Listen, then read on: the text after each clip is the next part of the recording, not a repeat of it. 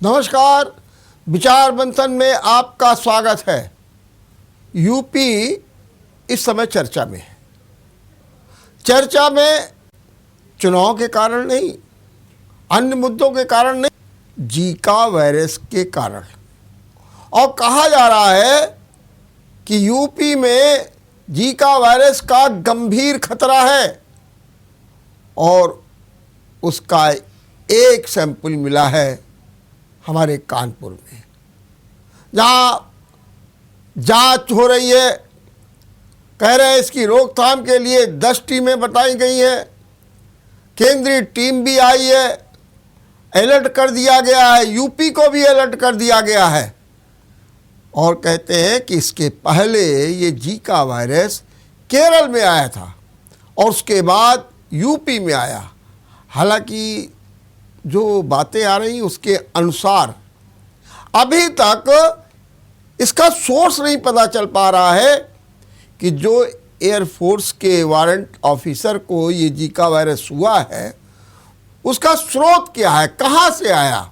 हालांकि एक राहत की बात यह है कि उसके साथ में आने वाले जितने भी 22 लोग थे उनके नमूने लिए गए और वे सभी नमूने निगेटिव पाए गए हैं, लेकिन सतर्कता जारी है। आज इसी पर चर्चा करेंगे और इस चर्चा में भाग लेने के लिए हमारे साथ हैं गणेश शंकर विद्यार्थी मेडिकल कॉलेज के प्रोफेसर डॉक्टर विकास मिश्र। डॉक्टर विकास मिश्र माइक्रोबायोलॉजी डिपार्टमेंट में है और निरंतर वायरस पर अध्ययन कर रहे हैं, कार्य कर रहे हैं। डॉक्टर साहब, मैं आपका बहुत बहुत स्वागत करता हूं। डॉक्टर साहब, सबसे पहले तो आप हमको ज़रा ये समझाइए, ये जीका वायरस से जो बार बार कहा जा रहा है कि खतरा खतरा कौन सा खतरा है, किस खतरे से हमको बचना है और वो खतरा कहाँ तक जाएगा, खतरे की कितनी संभावना है, सबसे पहले मैं आपसे ये जानना चाहता हूँ। देखिए डॉक्टर वर्मा, सबसे पहले तो मैं आपको ये बताना चाहूँगा कि ये थोड़ा सा मीडिया हाइप की वजह से घबराहट फैली हुई है आम जनता में। ये जीका वायरस कोई एक नया वायरस नहीं है, बहुत ही पुराना वायरस है। अगर हम इसकी हिस्ट्री पे जाएं तो जीका नाम का एक जंगल है युगांडा में। 1947 में ये मंकीज़ में पाया गया था ये वायरस। उसके बाद ये फर्स्ट जो डिटेक्ट हुआ है ह्यूमन में, ये युगांडा में ही डिटेक्ट हुआ है 1952 में। और पहले ये अफ्रीकन लीनिएज ही माना जाता था, अफ्रीका और साउथ अमेरिका में ये पाया जाता था। इसके बाद स्रोत तो नहीं पता लग पाया, लेकिन ये साउथ ईस्ट एशियन कंट्रीज जिसमें हमारा भारत भी आता है, भारत, पाकिस्तान, मलेशिया, इंडोनेशिया, बांग्लादेश, यहाँ पे भी ये वायरस का कभी कभी प्रकोप देखा गया है। खास करके अगर हम बात करें तो हमारे देश में केरला में ये आया है। ये जो वायरस है ये फ्लैवी वायरस है, पॉजिटिव सेंस आरएनए वायरस है। और फ्लैवी वायरस में और भी वायरसेस आते हैं, जैसे कि हमारे dengue, chikungunya, Japanese encephalitis, yellow fever virus, तो ये उसी फैमिली को बिलोंग करता है। तो ये जो जीका वायरस है ये फैलता भी उन्हीं के तरीके है जैसे कि ये आपके डेंगू फैलते हैं, यानी कि एडीज मच्छर के काटने से। जैसा कि हम सबको मालूम है कि एडीज मच्छर के काटने से हमें डेंगू या चिकनगुनिया हो जाता है, तो यही एडीज मच्छर के काटने से हमें जीका वायरस का इन्फेक्शन होता है। और इसका जो इन्फेक्शन होता है ये बहुत ही सिमिलर होता है डेंगू इलनेस की तरह, यानी इसमें सबसे पहले फीवर आता है, बदन दर्द, सर दर्द, कमजोरी, रैश आना, आर्थ्रेल्जिया, थ्रोम्बोसाइटोपिनिया, ये सब इसके जनरल फीचर्स होते हैं इस वायरस के। तो ये डेंगू की बीमारी की तरह है और इसमें कोई बहुत घबराने वाली बात नहीं है कि इसमें मृत्यु दर बहुत ज़्यादा हो। इसमें मृत्यु दर इतनी ज़्यादा नहीं होती। हाँ, प्रेग्नेंट फीमेल्स और कुछ एडल्ट्स जिसमें कोमॉर्बिडिटीज ज़्यादा होती, उनके लिए ये कभी कभी खतरनाक हो सकता है। लेकिन जो ये बार बार कहा जा रहा है कि जीका वायरस का खतरा खतरा खतरा, आपने तो ये कहा कि मीडिया में थोड़ा ज़्यादा हो गया, लेकिन कुछ तो खतरा होगा ही। क्या ये कोरोना के तरीके से फैल जाता है, ये संक्रमित है, इसका इलाज नहीं है, और जब ये फैलता है जिस बस्ती में उसको पूरी तरीके से चपेट में ले लेता है, क्या इसके सिम्टम्स हैं इस तरीके के, खास तौर से खतरों को लेकर के? जी जी, जैसा कि आपने पूछा इसका ट्रांसमिशन कैसे होता है, तो ये हवा से नहीं फैलता है जीका वायरस, ये मच्छर के काटने से फैलता है। ये मच्छर के अंदर पाया जाता है वायरस। जब कभी भी मच्छर जो होता है वो किसी पॉजिटिव पेशेंट जो होता है जो जीका वायरस से संक्रमित हो, उसका खून चूस के किसी दूसरे व्यक्ति का खून चूसता है, तो ये चूसने के दौरान ये वायरस ट्रांसमिट कर देता है। इसके अलावा कुछ केसेस में पाया गया है कि सेक्सुअल इंटरकोर्स में भी ये एक दूसरे पार्टनर्स को फैल सकता है। इसके अलावा मदर टू फीटस यानी मां से जो प्रेग्नेंट फीमेल है बच्चों को भी ये इन्फेक्शन हो सकता है। ये हवा से नहीं फैलता है, तो बहुत ज्यादा ये खतरनाक नहीं है कि आप बहुत ज्यादा पॉपुलेशन को ये इन्फेक्ट करे। क्या आपको लगता है कि ये जो एयरफोर्स के वारंट ऑफिसर को जीका वायरस हुआ है उसका स्रोत पता चला है, या पता चलने के प्रयास हो रहे हैं, या पता नहीं भी चल सकता, ऐसी भी स्थितियां हैं क्या? देखिए, जैसे आपको पता लगा वैसे ही मुझे मीडिया के द्वारा ये ज्ञात हुआ कि एक व्यक्ति है एयरफोर्स में जिसको जीका वायरस जिसका पॉजिटिव पाया गया था सैंपल। और इन जनरल जब कभी भी ये एक नोटिफाइबल डिजीज होती है, अगर ये इमर्जिंग डिजीज किसी एक व्यक्ति में पाई जाती है तो उसके आसपास के जो कांटेक्ट होते हैं, ट्रेसेस होते हैं, उनकी भी कांटेक्ट ट्रेसिंग करके उनका सैंपल लिया जाता है और सैंपल लेने के बाद टेस्टिंग के लिए भेजा जाता है। अच्छी बात ये रही कि करीब 22 से 24 सैंपल लिए गए थे और उनको टेस्टिंग के लिए भेजा गया जो कि नेगेटिव आए हैं। तो एग्जैक्ट स्रोत तो अभी भी नहीं पता लगता। लेकिन मैं ये आपसे जानना चाहता हूं कि वो कौन सी परिस्थितियां थी जब इनका वारंट ऑफिसर का सैंपल लेकर के और सीधे पुणे भेजा गया जीका वायरस के जो है जांच के लिए? जी जी, देखिए, ये जो जीका वायरस है ये बहुत ही रेयर डिजीज होती है, इमर्जिंग डिजीज है, लेकिन भारत में अभी तक ये बहुत ज्यादा नहीं पाया गया। डेंगू, चिकनगुनिया, जापानीज एन्केफेलाइटिस जो एडीज मच्छर से होता है वो ज्यादा पाया जाता है।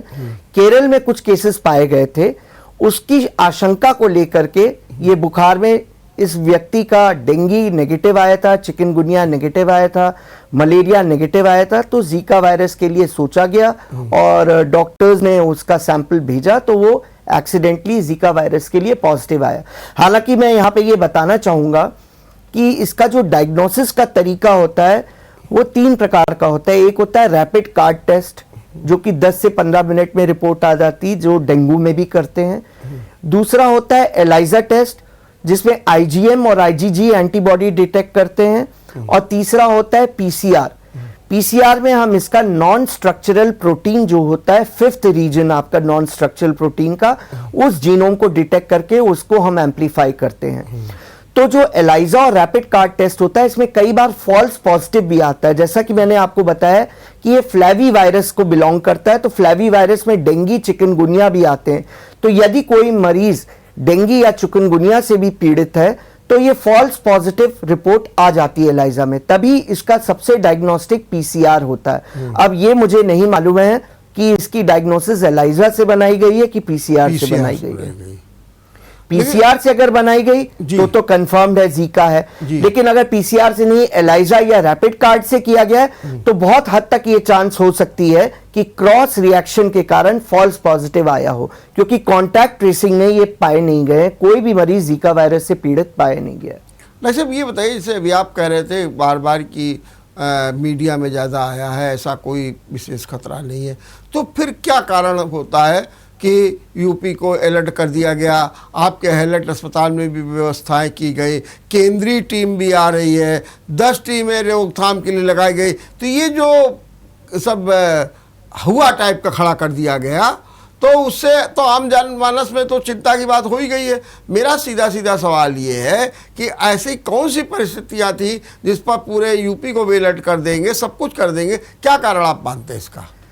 देखिए, मैं ये आपको बताना चाहूंगा कि जीका वायरस एक आरएनए वायरस है जी, और नॉर्मली ये एक नॉर्मल फीवर करता है, हफ्ता या 2 हफ्ते तक फीवर आता है, उसके बाद ये सेल्फ लिमिटिंग हो जाता है। लेकिन सन 2013 या 16 में इसका एपिडेमिक हुआ था। फ्रेंच पॉलिनीसिया नाम की एक कंट्री है, 110 आइलैंड की पैसिफिक ओशन में कंट्री है, वहां पे ये वायरस पहली बार म्यूटेट हुआ था और म्यूटेशन के बाद इसने थोड़ा सा खतरनाक स्थिति पे आ गया कि ये अगर प्रेग्नेंट फीमेल्स को इन्फेक्ट करता है, खास करके फर्स्ट ट्राइमेस्टर में यानी कि पहले 3 महीने में, तो जो बच्चा पेट में होता है उसको कई मानसिक विकार हो सकते हैं, जिसको एक मानसिक विकार बोलते हैं माइक्रोकेफेली, जिसमें जो स्कल का आकार होता है वो छोटा हो जाता है। उसके अलावा मानसिक रूप से बच्चा डेवलप नहीं हो पाता है और कई बार स्टिल बर्थ और अबॉर्शन भी हो जाते हैं। उसके अलावा एक और म्यूटेशन हुआ जिसकी वजह से एडल्ट में गुलियन बैरी सिंड्रोम पाई जाती है, जिसमें एक अपने आप की ये नर्वस सिस्टम की डिजीज होती है, न्यूरोनिक डिजीज होती है, ऑटो एंटीबॉडीज डेवलप होती हैं और शरीर के सारे मसल्स आपके कमजोर हो जाते हैं।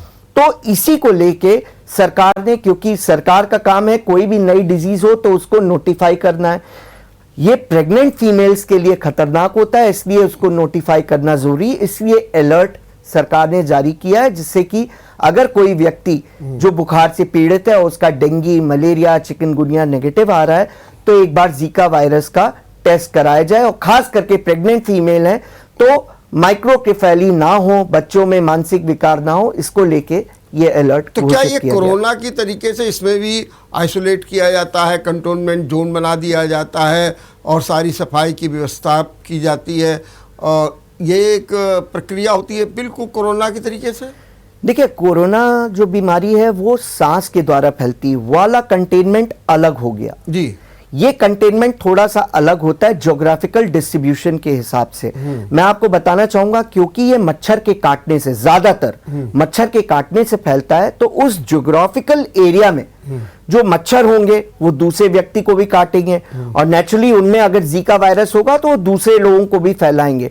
इसलिए उस एरिया का कंटेनमेंट जरूरी होता है, जिससे कि वहां पे हम प्रिवेंटिव मेजर्स जैसे इंसेक्टिसाइड स्प्रे करवाना और मॉस्किटो प्रिवेंशन कंट्रोल प्रोग्राम लागू करवाना, उस लिए कंटेनमेंट करते हैं। मैं फिर से कहना चाहूंगा ये सांस के द्वारा नहीं फैलता है, ये मच्छर के काटने के द्वारा फैलता है और अधिकतर पॉपुलेशन में ये जीका वायरस की जो इलनेस होती है वो माइल्ड इलनेस, 50% तो पेशेंट्स ऐसे होते हैं जो एसिम्टोमेटिक होते हैं, जिनमें कोई सिम्टम ही नहीं पाया जाता है। जो 50% बचते हैं, उन 50% बच्चों मरीजों में बुखार, सर दर्द, कंजंक्टिवाइटिस, शरीर में चकत्ते पड़ जाना, रैशेस होना और थ्रोम्बोसाइटोपिनिया यानी प्लेटलेट की मात्रा कम हो जाना, उसमें से भी आपके 5 से 10% होते हैं जो सीवियर थ्रोम्बोसाइटोपिनिया हो जाते हैं, जो कि लेट डायग्नोज होते हैं, जैसे कि डेंगू के केसेस में पाया जाता है, तो ब्लीडिंग टेंडेंसी होती है। बाकी इन जनरल ये जो वायरस है ये सेल्फ लिमिटिंग है, इसका अभी कोई इलाज नहीं है, ना ही कोई वैक्सीन है। सिम्टोमेटिक ट्रीटमेंट किया जाता है, यानी कि अगर मरीज को बुखार है तो बुखार की दवा दी, मरीज को जी मिचला रहा है, उल्टी आ रहा है तो उल्टी की दवा दी, शरीर में पानी की कमी हो गई तो अगर वो मुंह से ले सकता है तो उसे plenty of oral fluid supplement किया, अगर वो मुंह से नहीं ले सकता, उसकी स्थिति नहीं है, तो आईवी फ्लूइड्स बोतलों के रूप में उसको चढ़ाया जाता है। बाकी ये 14 दिन के अंदर अपने आप ठीक हो जाता है। लेकिन डॉक्टर साहब ये बताइए, आप लोग बार बार ये कहते हैं डेंगू से मिलता जुलता है, तो अगर हम आपसे ये जानना चाहें कि डेंगू और जीका वायरस में बुनियादी क्या फ़र्क होता है, वो कौन सा एक फ़र्क होता है कि सामान्यतः हम लोग कहते हैं डेंगू हो गया, लेकिन अगर हमको ये दिमाग में आए कि जीका वायरस है, वो कौन सा बुनियादी फ़र्क होना चाहिए जो जीका वायरस में होता है? बुनियादी फर्क तो खाली डायग्नोसिस से ही पता लग सकता है, बाकी कोई सेम फैमिली का है, सेम टाइप ऑफ इलनेस लेता है। हालांकि प्रेग्नेंट फीमेल्स में डेंगू वायरस माइक्रोकेफेली और ये सब नहीं करता है, जीका वायरस माइक्रोकेफेली मानसिक विकार फीटस में कर सकता है, स्टिल बर्थ कर सकता है, बस यही एक विशेष अंतर आप ये कह सकते हैं। ठीक बात। और जो इलाज है वो सिम्टोमेटिक डेंगू में भी होता है, इसमें भी सिम्टोमेटिक इलाज है और इसकी कोई वैक्सीन नहीं है प्रिवेंशन के लिए। अच्छा, जो आपने भी बात बताई कि एडिस मच्छर, ये जो एडिस मच्छर की बात आप लोग बार बार कहते हैं, इसका जरा ये आकार कैसा होता है, स्वरूप कैसा होता है? और आपने भी कहा कि ये अगर किसी जीका वायरस के खून को चूस लेगा तो फिर वो अगर आपको काटेगा तब ऐसा होगा।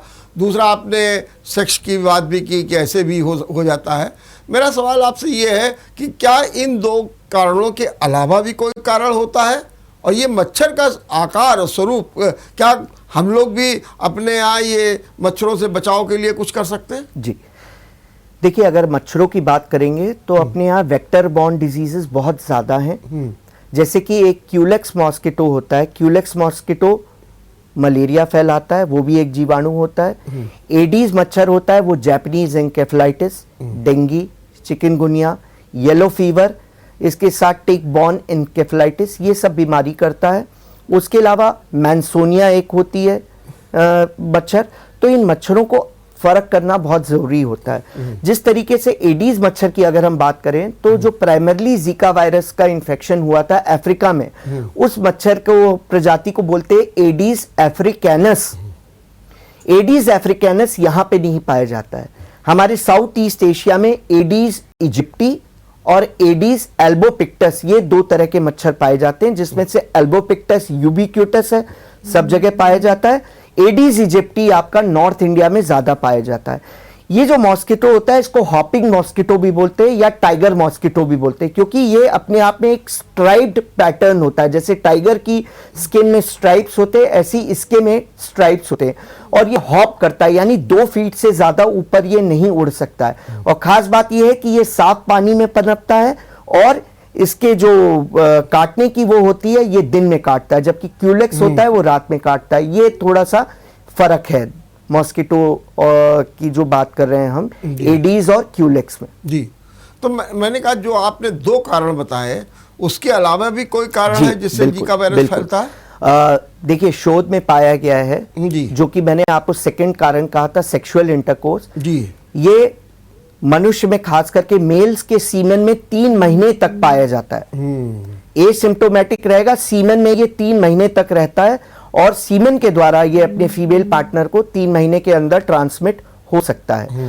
सेक्सुअल के अलावा ब्लड ट्रांसफ्यूजन, यानी यदि कोई मरीज है जो उसको जीका वायरस का इन्फेक्शन है, जैसे मलेरिया का भी इन्फेक्शन है, तभी मलेरिया की जांच करी जाती है। ब्लड ट्रांसफ्यूजन, अगर किसी को ब्लड डोनेट करना है या ब्लड देना है तो जनरली जो जांचें करी जाती हैं वो hepatitis B, hepatitis C, HIV, इसके अलावा VDRL आपका सिफिलिस के लिए, और मलेरिया की भी जांच करी जाती है। ऐसे ही जीका वायरस जहां पे प्रेवलेंट होता है तो जीका वायरस की भी जांच करी जाती है, क्योंकि ब्लड ट्रांसफ्यूजन के द्वारा भी ये फैल सकता है।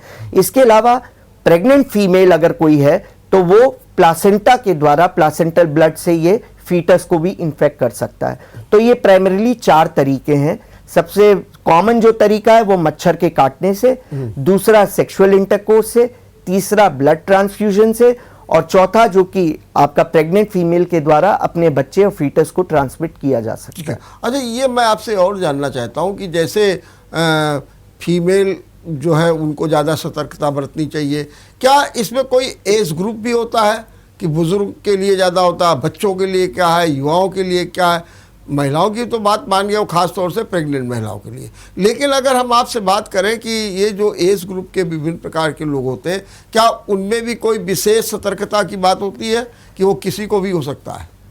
देखिए, ये किसी को भी हो सकता है। जैसे डेंगू किसी को भी हो सकता है, वैसे ही जीका वायरस इन्फेक्शन भी, मच्छर तो किसी को भी काट सकता है। हाँ, बच्चों में और एडल्ट्स में थोड़ा ज्यादा सतर्कता बरतनी पड़ती है। एडल्ट्स में इसलिए क्योंकि उनकी जो प्रतिरोधक क्षमता है वो कम हो जाती है। उसके अलावा वो कई सारी कोमॉर्बिडिटीज जैसे डायबिटीज, हाइपरटेंशन, ब्लड प्रेशर, अन्य तरह की और बीमारियां होती है। तो इसके अलावा भी अगर कोई इन्फेक्शन हो जाता है तो वो सीरियस हो जाता है। सिमिलरली बच्चों में भी प्रतिरोधक क्षमता पूरी तरह डेवलप नहीं हो पाती है।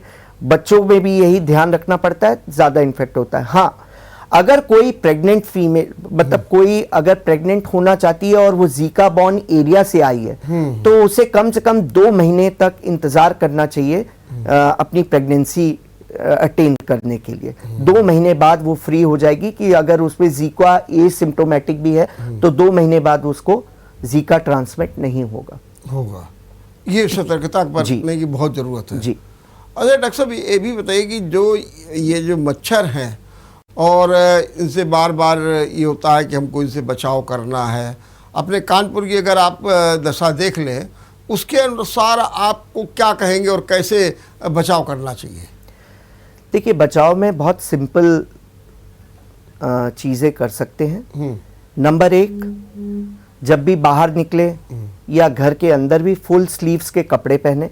ये मौसम वैसे भी ठंडा है, फुल स्लीव्स पहने। जैसा कि मैंने बताया हॉपिंग मॉस्किटो है, 2 फीट के ऊपर नहीं हो सकता है, तो अगर आप फुल स्लीव्स के कपड़े या फुल पैंट आप पहनेंगे तो मच्छर काटने में विफल रहेगा।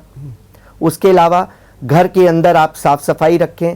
आप जाली अपने घर के बाहर, अगर आपके वेजिटेशन है, मच्छर आने की संभावना है, तो घर के बाहर आप खिड़कियों पे, दरवाजों पे जाली लगा के रखें। कहीं भी पानी इकट्ठा ना होने दें, पानी को तुरंत बदलें, चाहे वो आपके कूलर हो, चाहे आपके फ्रीजर हो। फ्रिज में खास करके पाया गया है, शोध में ये भी पाया गया था कि लोग बाकी सब तो खाली कर देते हैं, लेकिन फ्रिज का जो पानी होता है डिफ्रॉस्ट करके वो ट्रे में पड़ा रहता है, तो ज्यादातर लार्वा उसमें पाए जाते हैं। छत में जो टायर, आपका कबाड़ पड़ा है, कोकोनट के शेल्स हैं, उनमें पानी ना इकट्ठा होने दें। वेजिटेशन को थोड़ा सा आप साफ सफाई रखें। इसके अलावा मॉस्किटो रेपेलेंट, खास करके लेमन ऑयल, जो हम लोग के लिए बहुत प्लेजेंट स्मेल होती है, अनफॉर्चुनेटली मॉस्किटोज के लिए वो बहुत ही अनप्लेजेंट होती है। तो लेवेंडर जो हो गया, यूकलिप्टस ऑयल हो गया, लेमन ऑयल हो गया, DEET जो हो गया, मॉस्किटो रेपेलेंट है, इन सब का प्रयोग करेंगे तो मच्छर आपसे दूर भागेंगे। तो ये सब कुछ सावधानियां जो आप बरतेंगे तो मच्छरों से आपका बचाव रहेगा। लेकिन जो कानपुर की कंडीशंस हैं उनके लिए क्या करना चाहिए? क्या आप लगता है कि कानपुर की कंडीशंस ऐसी हैं जहां पर रोगों का फैलने का जो है सिलसिला जारी रह सकता है? क्योंकि यहाँ की जो सफाई, यहाँ पर जो कूड़ा उठान, यहाँ पर जो धूल धक्कड़, ये जो परिस्थितियाँ हैं, यहाँ का जो पोल्यूशन, वो इन चीज़ों को जन्म दे देता है। ये बिल्कुल आप सही बोल रहे हैं। हमारा कानपुर एक डेवलपिंग शहर है। सब अर्बन एरिया या अर्बन एरिया में आप देखिए बिल्डिंग कंस्ट्रक्शंस, अभी मेट्रो हमारा बन रहा है। उसके अलावा पोल्यूशन के लिए हम लोग वैसे ही फेमस हैं, चाहे वो वाटर पोल्यूशन हो, चाहे वो एयर पोल्यूशन हो।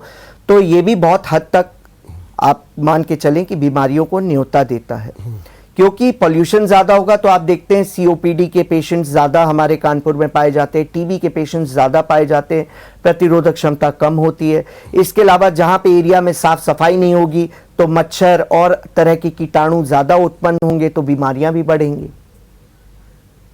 तो इसके लिए जो हमारी नगर निगम ने को सफाई अभियान चलना चाहिए, आपकी क्या सलाह है? वैसे तो ये पता लगा कि नगर निगम उस एरिया में सफाई व्यवस्था करा रहा है, मच्छर मारने के लिए दवाओं का भी छिड़काव कर रहा है। कानपुर जैसे शहर के लिए जबकि जीका वायरस का संदेश भी आ गया है, तो क्या करना चाहिए हमारी नगर निगम को, स्वयंसेवी संस्थाओं को? इन सब के लिए आपका क्या सुझाव है? देखिए, मेरा तो यही कहना होगा कि हम सब कुछ सरकार पे ना छोड़ें। ये हमारी भी एज अ जिम्मेदार सिटीजन हमारी भी जिम्मेदारी बनती है कि हम जगह जगह कूड़ा ना फैलाएं। जितना हद तक हो सके अपने घर का कूड़ा, लोग जनरली देखा गया अपना घर साफ करके कूड़ा सड़कों पे डाल देते हैं, नालियां ब्लॉक हो जाती हैं, तो नगर निगम भी कितना साफ करेगा? तो हमें भी एक जिम्मेदार नागरिक बनना पड़ेगा। अपने पास पड़ोस की, अपने पार्कों की, अपनी सड़कों की साफ सफाई, जैसे फॉरेन कंट्रीज में बहुत लोग विजिलेंट हो गए, अपने गंदगी को बहुत ही ज़्यादा तरीके से लेते कि हमारी बदनामी होगी, तो साफ रखते हैं। इनफैक्ट फॉरेन की बात ना करें, इंदौर को हम देखें अपने आप में, तो इंदौर में भी इतनी जागरूकता हो गई कि वो सबसे साफ एरिया पाया गया। तो जब तक नागरिकों का सहयोग नहीं होगा तब तक प्रशासन अपने आप में कुछ नहीं कर पाएगा। हाँ, प्रशासन को अपने लेवल पे बराबर साफ सफाई, कूड़ा टाइम से उठना चाहिए। फॉगिंग एक बार नहीं होनी चाहिए, हर वीक में हर एरिया में बार बार होनी चाहिए। और आपका जो स्वास्थ्य विभाग है उसको जगह जगह आपके लार्वा का ट्रेसिंग और ये सब करना चाहिए कि जिससे कि लार्वा ना पैदा हो, और जहाँ पे भी लार्वा पैदा हो रहे हैं वहाँ पे आप डिफरेंट मेजर्स लें, ऑयल डालें, इंसेक्टिसाइडल स्प्रेज डालें। तो ये सब दोनों को साथ में चलना पड़ेगा, प्रशासन को भी और नागरिकों को भी। अच्छा, इसके उपचार के कोई अभी तक स्पेशलिस्ट डॉक्टर नहीं है। अगर आपने भी अभी कहा कि उपचार में बुखार आ गया तो दवा ले लें, अगर आपको और को है तो उसकी दवा ले लें, लेकिन जो इतना बड़ा 1947 से युगांडा में जन्मा ये वायरस, और इस क्या कारण है कि जबकि ये अमेरिका जैसे देश में, अफ्रीका जैसे देश में भी इसका प्रभाव रहा, तो क्या कारण है कि अब तक इसकी न तो कोई वैक्सीन बन सकी, ना कोई दवा बन गई? क्या इसके प्रति उपेक्षा बरती गई। संयुक्त राष्ट्र संघ भी ये कहता है कि आप साफ रहिए, स्वच्छ रहिए, इसी प्रकार मलेरिया से मच्छरों से बच लीजिए। तो ये सारी बातें, क्या आपने माना कि वो कौन से कारण हैं हम लोग कोरोना के लिए वैक्सीन इतनी जल्दी ले आए, जीका वायरस के लिए क्यों नहीं हो पाया? देखिए, जीका वायरस जैसा कि मैंने आपको बताया कि ये सेल्फ लिमिटिंग बीमारी है। इसमें कोई दवा की, विशेषकर एंटीवायरल की जरूरत नहीं, क्योंकि हफ्ते भर के अंदर ये वायरस का इन्फेक्शन अपने आप शेड ऑफ हो जाता है शरीर से। तो इसमें पर्टिकुलर एंटीवायरल ड्रग की जरूरत नहीं पड़ती है। कुछ केसेस में थ्रोम्बोसाइटोपिनिया, प्लेटलेट की कमी होने के कारण, तो उसमें हम प्लेटलेट चढ़ाते हैं। उसके अलावा जो आपने कहा कंट्रोल की बात है, तो आप जानते हैं मच्छरों को अपने आप में कंट्रोल करना इम्पॉसिबल है, क्योंकि वेजिटेशन जहां पे भी होगा मच्छर पनपेंगे। मच्छर पनपेंगे तो वो बीमारी एक जगह से दूसरी जगह ले जाएंगे। तो ये भी एक बहुत बड़ा कारण रहा है जिसकी वजह से ये बीमारी, और कभी भी आप देखिए ये बीमारी एक पर्टिकुलर एरिया पे, कॉन्टिनेंट में पूरे सब जगह नहीं फैली जैसे कोरोना ने भयावह स्थिति पैदा करी है। ये एक पर्टिकुलर लोकलाइज एरिया में आउटब्रेक हुआ है जहां कहीं भी मच्छरों का वेजिटेशन ज्यादा रहा है, खास करके अफ्रीकन कंट्रीज आप जानते हैं जहां पे वेजिटेशन ज्यादा है, तो वहां पे ये मच्छरों का ज्यादा प्रकोप रहा है। साउथ ईस्ट एशिया में रहा है। हमारे इंडिया में अभी तक ये, अगर आप बात करें 2016 तक, तो कुल जब से इसकी शुरुआत हुई तो 40 से 50 केसेस ही डिटेक्ट हुए थे। अब की बार हमने केरला में डिटेक्ट किया है इसको केसेस, मेरे ख्याल से 20, और महाराष्ट्र में एक पुणे में डिटेक्ट हुआ है, और तीसरा ये जो केस आपका कानपुर में जो आया है, टेस्टिंग में पॉजिटिव आया है, ये तीसरा केस है। तो ये अपने आप में कोई एक बहुत, मैंने जो आपको बताया कि बहुत भयावह स्थिति नहीं है, इसमें पैनिक करने की जरूरत नहीं है। सिंपल प्रिकॉशन मेजर्स अगर हम लें, मच्छर जनित बीमारियों में जो लेते हैं, सेल्फ लिमिटिंग बीमारी है, बहुत 50% केसेस तो आपको पता ही नहीं लगेगा गांव वगैरह में, क्योंकि एसिम्प्टोमेटिक केसेस होते हैं। और जैसा कि मैंने आपको डायग्नोसिस में बताया कि एलाइजा विधि में क्रॉस रिएक्टिविटी बहुत होती है, पॉजिटिव बहुत आता है। जीका वायरस, डेंगू और चिकनगुनिया पॉजिटिव क्रॉस रिएक्शन की वजह से आता है।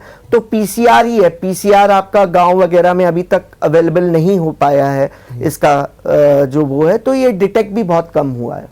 अच्छा, ये ऐसा कोई महामारी के रूप में भी नहीं रहता है? नहीं, क्योंकि आपने कहा कि सेल्फ पर आपने ज़्यादा जोर दिया और कहा कि लिमिटेड एरिया में रहता, जी, जी। तो ऐसा भी नहीं है कोई महामारी के रूप में आएगा? बिल्कुल बिल्कुल महामारी के रूप में नहीं आएगा। लेकिन मैं फिर आपको याद दिला दूं, मैंने ये भी कहा है कि प्रेग्नेंट फीमेल्स जो होती, खास करके फर्स्ट ट्राइमेस्टर में अगर उनको इन्फेक्शन होता है, तो एक भी बच्चा हमारे लिए बहुत इंपॉर्टेंट होता है। एक बच्चे की मृत्यु भी बहुत दुर्भाग्यपूर्ण होती है। तो ये माइक्रोकेफेली कॉज कर सकता है, मानसिक विकार कॉज कर सकता है। इसके अलावा आपकी स्टिल बर्थ, अबॉर्शन हो सकते हैं। उसके अलावा एडल्ट केसेस में ये गुलियन बैरी सिंड्रोम होता है, तो ये थोड़ा सा कंसर्न का कारण विषय है। अच्छा, अब मैं आपसे खाली ये जानूं कि जो ये खतरों की बात बहुत की जा रही है, इससे कोई घबराने की जरूरत नहीं है? नहीं, बिल्कुल नहीं। हमें सिर्फ सतर्कता और सावधानी बरतें, सचेत रहें, अपने आसपास को साफ रखें, फुल स्लीव्स कपड़े पहने, मॉस्किटो रेपेलेंट का प्रयोग करें, कोई चिंता वाली बात नहीं। अगर आपके शरीर में कहीं चकत्ते पड़ रहे हैं, कहीं बुखार आ रहा है, मांसपेशियों में दर्द शुरू हो गया है, ऐसी कोई परिस्थितियां हो तो हमें डॉक्टर की सलाह तुरंत डॉक्टर से सलाह लेना चाहिए। बिल्कुल। इसके अलावा आप क्या संदेश देना चाहेंगे? बस इसके अलावा मैं यही संदेश आपको देना चाहूँगा, अपने शहर को साफ रखें, स्वच्छ रखें, एक जिम्मेदार नागरिक बने, और कभी भी आपको बुखार या चकत्ते पड़ रहे हैं तो किसी झोला छाप डॉक्टर या मेडिकल स्टोर से बिना किसी डॉक्टरी परामर्श के दवा ना लेकर के डॉक्टर को दिखाएं। ये वायरस अपने आप में सेल्फ लिमिटिंग है। ज़्यादातर केसेस में हफ्ते भर में या 14 दिन में बीमारी ठीक हो जाती है। अगर आप डॉक्टर के सुपरविजन में रहेंगे तो एक ही खतरे वाली बात होती है कि प्लेटलेट की कमी कुछ केसेस में हो जाती है। अगर डॉक्टर के सुपरविजन में रहेंगे तो प्लेटलेट आपको वो चढ़ा के आपकी स्थिति नॉर्मल कर देगा। चलिए, बहुत बहुत धन्यवाद डॉक्टर साहब, बहुत बहुत धन्यवाद। आपने बहुत अच्छे ढंग से, और जो सबसे बड़ी बातचीत थी, जो एक खौफ पैदा हो रहा था, उसको आपने दूर करने का प्रयास किया। हम आपको बहुत बहुत धन्यवाद देते हैं। और आप ध्यान रखिए, एक अच्छे नागरिक बनिए और स्वच्छ रहिए, आसपास स्वच्छता रखिए, मच्छरों से बचिए, और जीका वायरस से अभी कोई घबराने की ज़रूरत नहीं है। देखते रहिए विचार मंथन। नमस्कार।